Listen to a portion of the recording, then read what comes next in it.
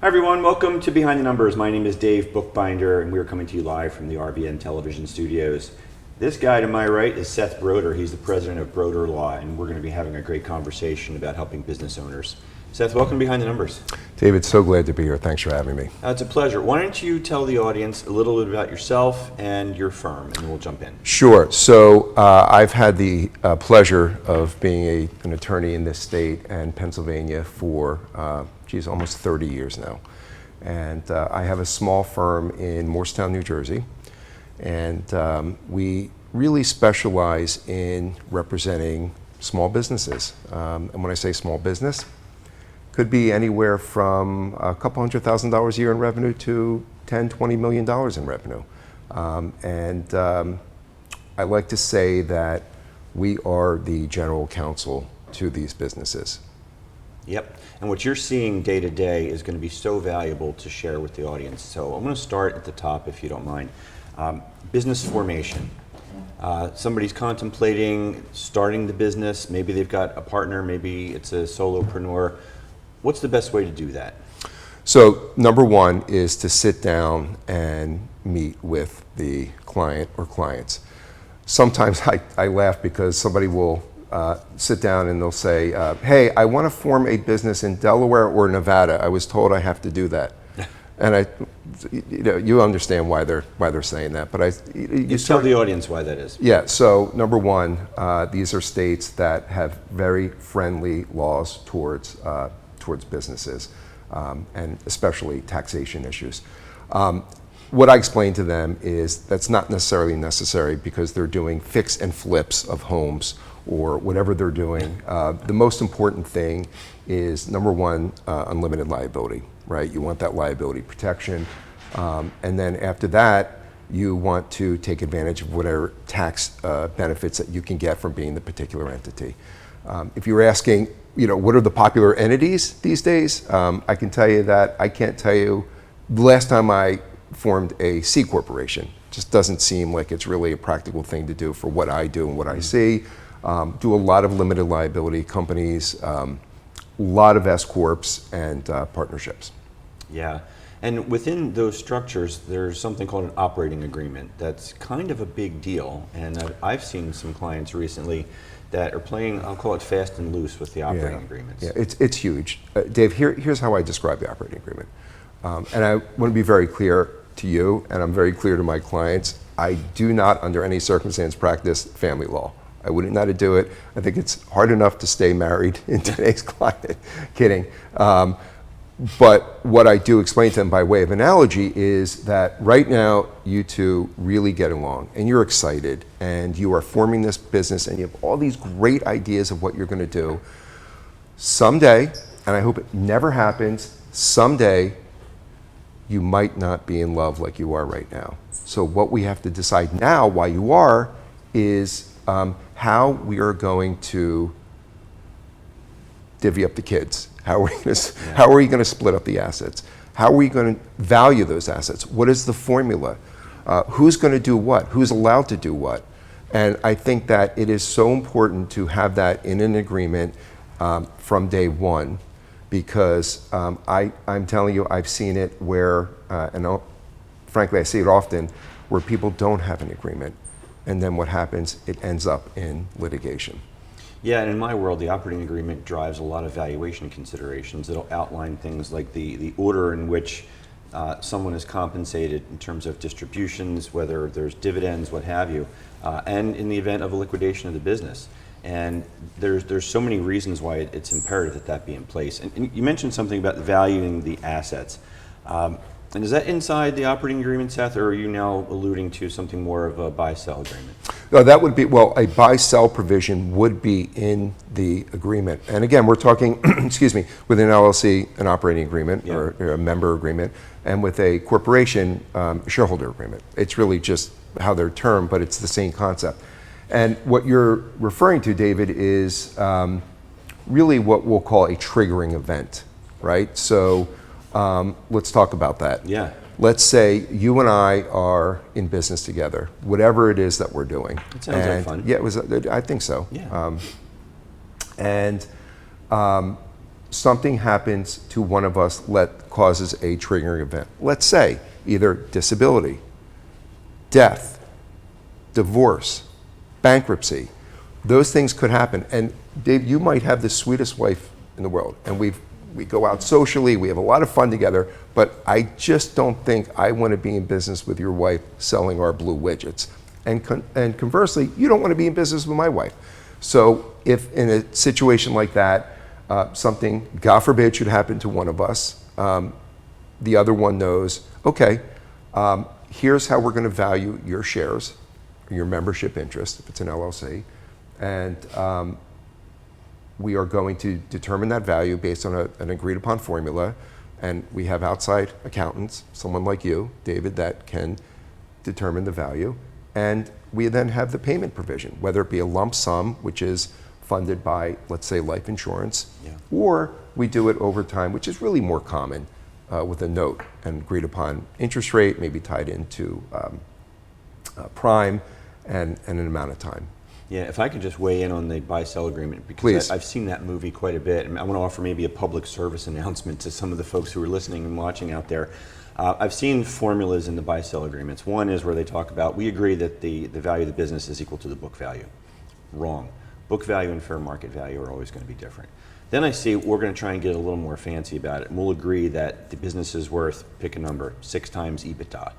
That's also problematic because, first of all, you've got to define what EBITDA is, and there's often a lot of add backs when you're talking about smaller businesses. And the multiple, a lot of it's just derived because somebody's brother-in-law told them about it at a cocktail party. That multiple may be right in that moment, but markets move and multiples change. Right. And the multiple selections based on so many factors. So the public service announcement piece is, I would recommend putting in a language that talks about using an independent valuation professional to value the business when you need it. That's great. I mean, what we typically do is when we're doing those agreements, I know what I know, and I certainly know what I don't know. So when it comes to an issue of how we're going to evaluate it, I would defer to, like you said, an outside person or the company accountant to at least come up with a viable formula that everyone agrees to. Yeah. That makes sense. In the moment, exactly. In the moment, absolutely. But I think, again, the key is that if you do that while everyone gets along, it's so much easier than trying to piece things together in the event that things really go south. Whether they went south because of a personality issue, of a market issue, or because, like I said, someone who was disabled or, God forbid, died.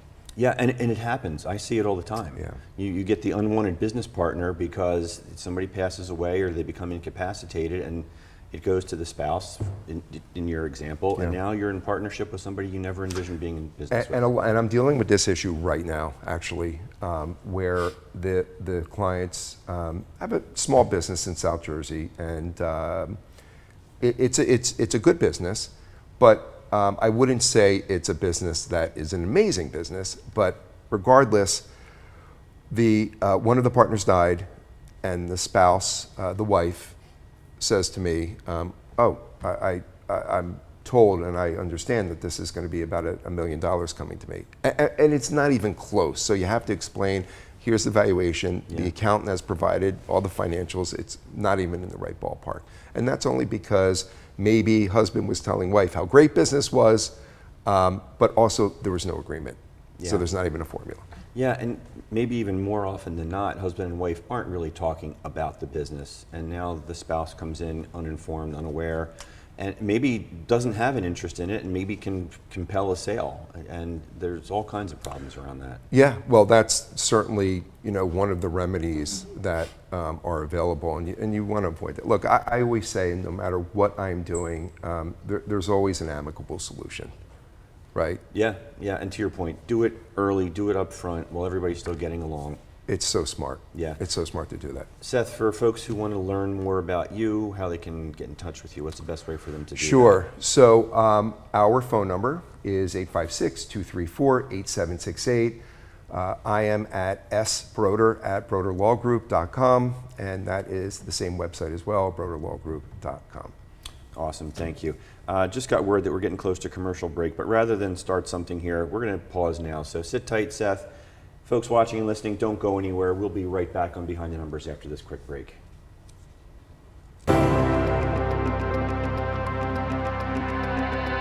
Explore, enjoy, experience Mercer County.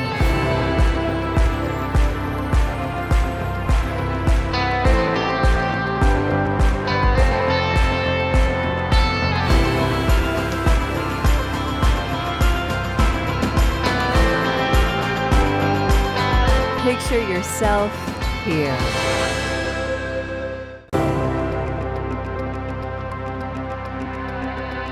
Explore, enjoy, experience Mercer County.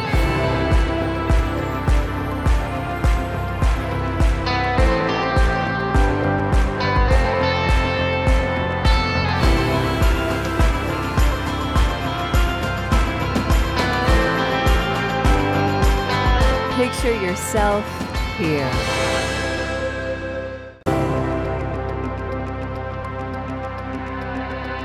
Explore, enjoy, experience Mercer County.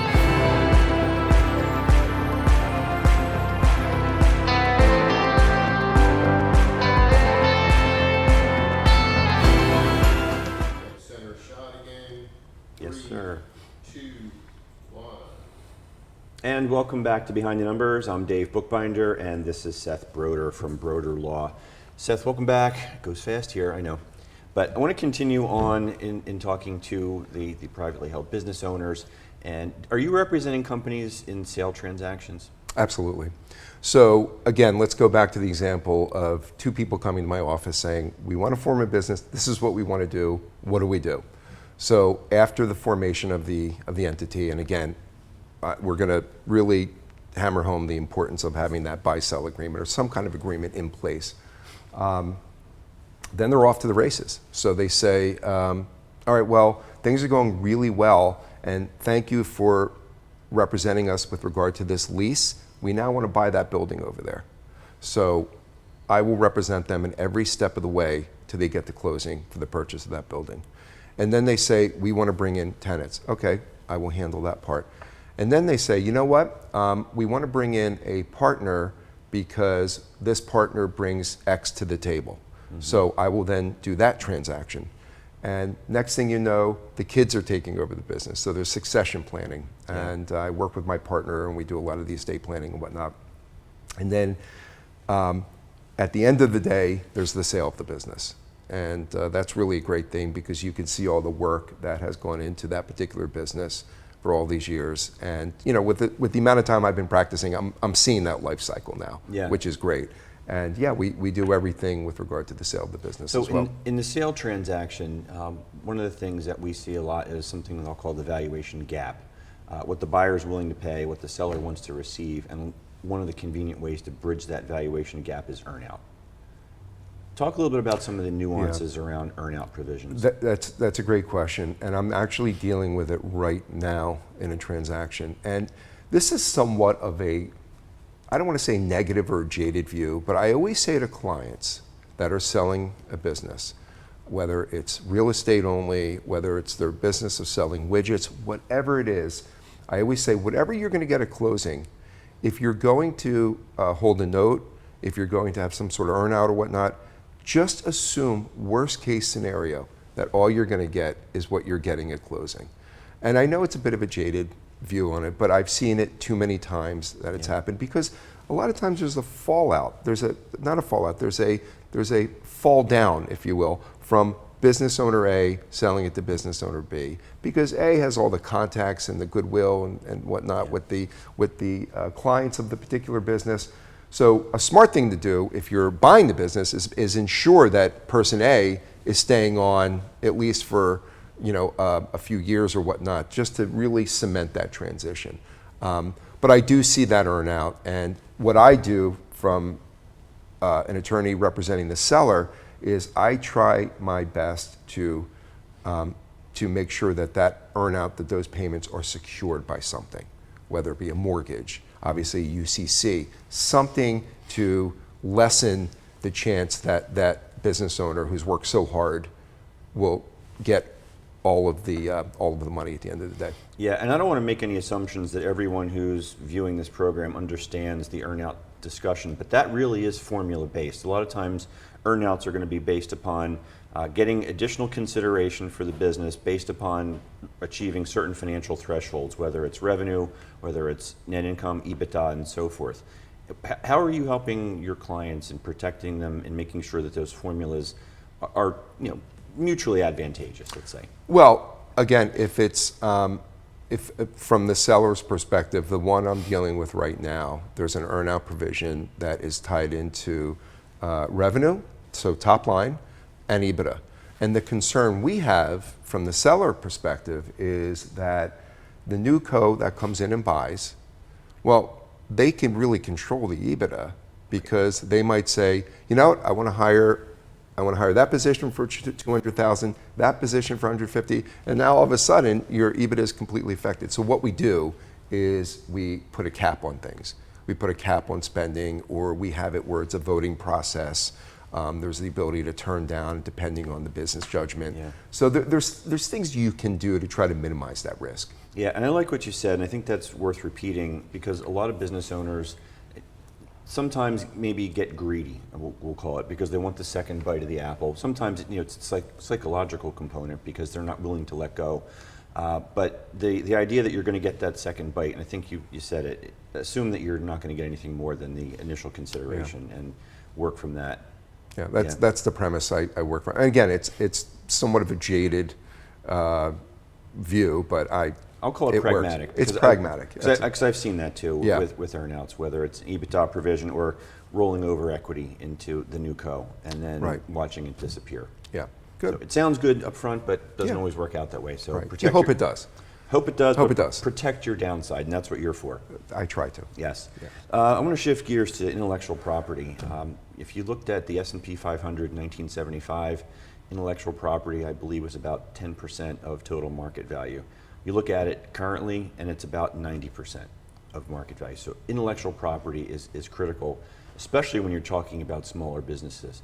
Talk a little bit about intellectual property and some of the protection provisions you're able to offer clients. Sure. So number one, whenever I have a client that has a business with something that would be protectable, I always want to make sure that that protection is in place, i.e. patent protection, trademark protection, whatnot. I am not specifically an IP attorney, and that's its own sort of subset, its own niche. It's actually, even as a patent attorney, you have to have a certain bar for that. Okay. But I work with intellectual property attorneys depending on what my client's business is. And in terms of a sale, that is something where you can do assignments of patents, and there's certainly a lot of NDAs, there's confidentiality, there's non-competes. That stuff is really done at a high level because depending on the business, the IP might be the business itself. Right. So that's super important. Yeah. Seth, for anybody who wants to learn more about you or if they want to work with you, talk to you, what's the best way for them to Sure. do that? Again, the best way to get in touch with me is either by phone, 856-234-8768, or if you would like to email me, sbroder@broderlawgroup.com, and the website is broderlawgroup.com. Thank you. Let's continue on this thread here and talk about funding private deals. What's that like these days? Funding for private deals is up significantly, and in particular, we're talking about, we'll call it bridge financing. And why is that? Well, I think, and I don't have to tell you this, banks are less thrilled about doing deals. Money costs a lot, and the equity markets have really reduced somewhat. So I'm seeing a ton of private bridge financing. I mean, a lot. And when I say bridge financing, 1 to 2 years, interest only, a higher interest than you would see from a conventional bank, perhaps even points, lender points that would be involved in that. And it's really a good thing. I know it's like, oh, well, these are loan sharking rates, but not really. No, this is more about I can't get financing, or I can't get financing quickly enough, and this is such a great opportunity over here. So I know that the cost to purchase this is going to be built in to the plan. Yeah. And after 1 year of making all the payments, perhaps 2 years, you try to refi out at a more conventional rate. Yeah, and just to help clarify, these types of loans, the bridge financing you're talking about, are they for the borrower who can't get a traditional finance, the kind of the subprime borrower, if you will? Yeah, that's somewhat of a bad word, but I. Yeah, I grew up in that space. I'm sure. Sorry. Yeah. So, yes, it's someone that either has something on their financial record, whether it be a bankruptcy, something like that, that would cause a bank to not want to do a deal. Yeah, or they may not have W-2 income. Or they don't have W-2 income, or again, like I said in my example, they just need the money too fast than what a bank can operate. Yeah. What kind of covenants and collateral provisions do you see in these situations? So I'm only seeing commercial hard money bridge financing deals. And the reason for that, David, is because the laws, and it's a good thing, are so strict in terms of interest rates that you can charge no higher than if it's a consumer loan or residential loan. I need money to pay for my kid's wedding. I need money to go pay for my kids to go to college. I need money to buy a personal residence. That's not the deals that I'm seeing, and I really don't do any of that, and I haven't. The deals I'm seeing are commercial only. So the covenants, for the most part, my clients that are doing these deals, you have to be within a 50 to 60% LTV, which is loan to value ratio. And you really have to have an exit strategy. Meaning, okay, so you have the collateral for it. You check out. There's nothing on the internet or searches that we've seen that makes you a guy that would not be a desirable borrower.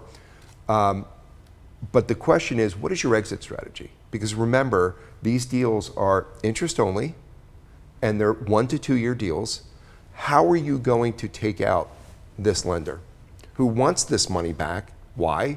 To turn it again to make more interest. I mean, remember, from these private lenders, this is an investment vehicle. This is passive income for the most part. Their cost of money is here. They're loaning it out at here, and I understand now in the market you can get T-bills and whatnot at 5-6%, but when you're charging 13-15%, it's a nice spread. Oh yeah. And so they want the principal back. Oh, absolutely. Right. And so what's the exit strategy? That's interesting. Yeah. That's interesting.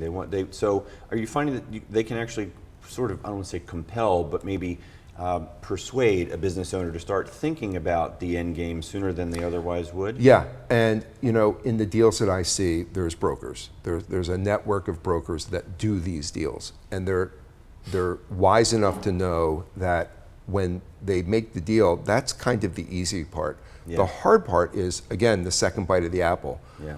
I need to get this borrower out in a certain time, and I need to get this borrower out by way of conventional lending. Okay.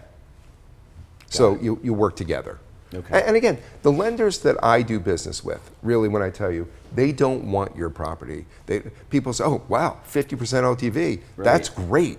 You're going to foreclose, you're going to make money when you sell it. And the bottom line is, they don't want the property. All they want is the interest paid and their principal back so they can do the next loan. Yeah, get made whole, earn a reasonable spread on it, commensurate with the risk, and move on. That's exactly right. And my point is, they will work with the borrowers. They will say, okay, look, I know one borrower we're dealing with, it's a seasonal business.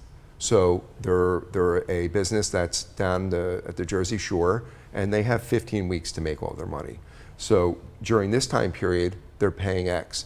But when they're not in this time period, so in the fall and the winter, their payment drops. And that's an agreement with the lender, which I think is a good thing. There's a lot of flexibility. Banks won't do that. Right.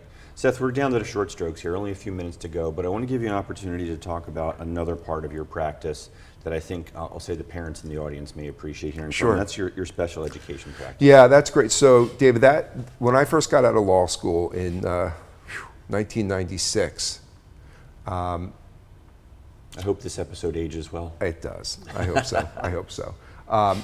I worked for a boutique law firm, and all that firm did was special education law, guardianships, and estate planning for families with disabilities. I didn't know anything about the area, but PS now, almost 30 years later, that is still a niche of mine. I think it's great work, it's challenging work, it's rewarding work, but it really is, for me, a nice balance that I could do that stuff and also work on all of the corporate and real estate work that I do as well. And it's great, it's rewarding. What's the typical example of something you might be working on? Quickly, a typical example would be a parent has an autistic child in a school district, and they believe the district is not providing that child with what the law requires to be a free and appropriate public education. FAPE is the acronym. So that's the dispute over what is appropriate. And it depends. It might need, the child might need more services, might need an out-of-district placement, might need a one-on-one aid, whatever it might be. I will come in and advocate for that particular family. Okay. In like about 60 seconds that we have left here, I want to give you the final word to offer any advice or wisdom for business owners in terms of things that you're seeing where business owners are going wrong, things that they should do differently, the things they should do better. Yeah, I think as we talked about before, the most important aspect of a business and the success of that business is to, I don't know, I hate saying this, but it's so true, have everything buttoned up. Yeah. And I'm not sure what that means, but what I assume it means is, like I said, have your agreements with your partner or partners. That's the most important thing, because you want to plan for the time in which things aren't so great, and we talked about that. So have agreements, and not only between the partners, but have agreements with your customers. Make sure that your agreements, like, comport with law. I represent so many contractors that do work at people's homes, and they didn't realize that there's the New Jersey Consumer Fraud Act, which gives you very little room for error. So you want to have things in writing. You want to have the right provisions, the right size font, the reference to your insurance. That all has to be in your agreement. So bottom line is, have agreements. Yeah, if it's not buttoned up, as you say, then it's going to be open to speculation and conjecture, and that only leads to trouble. We don't like speculation or conjecture. No, we don't. We'll do another episode on that another time. Hope you'll come back on. I would love to. Thank you so much We for are having out me. of time, unfortunately, but I really do appreciate This you. went fast. Yes, it did. He is Seth Broder. He is the president of Broder Law. Definitely check them out. My name is Dave Bookbinder, and I'm the one that my clients turn to when they want to know what their most important assets are worth. So if you're like many business owners that don't know the true value of your business, we should have a conversation.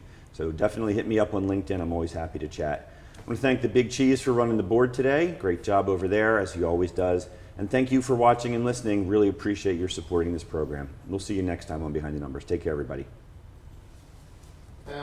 We're out. Great job. You too, brother. Yeah, that was fun. A lot of fun. That was fun. Awesome. I hope you enjoyed No, it was yourself. great. It was great. You got to talk.